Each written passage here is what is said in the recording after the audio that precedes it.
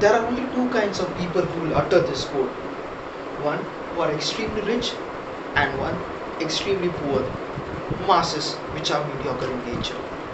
Now I have hardly seen any rich people saying that money doesn't buy happiness. Whereas I've seen a lot of poor people saying that money doesn't buy happiness because it's an excuse for them to make. And how do I know? Because I've been there in both the quadrants. Mr. Contest Chair, my friends. See, the quadrant I'm referring to is Robert Kiyosaki's famous quadrant, which is ESBI: employee, self-employed, business owner, and investor. I was fortunate to work with an amazing organization called Mahindra in the automotive division as an R&D engineer, and oh boy, life was amazing. However, I was missing out. One of the most important goals which I have set for myself is to make a fortune.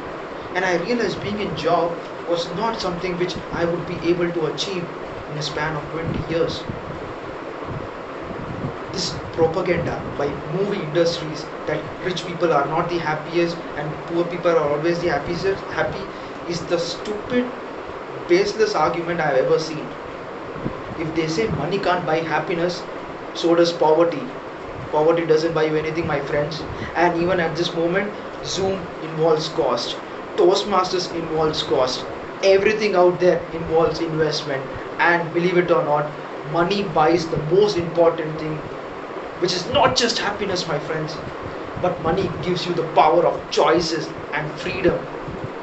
And more importantly, it frees you up and gives you the opportunity to choose and invest your time in things which you love the most.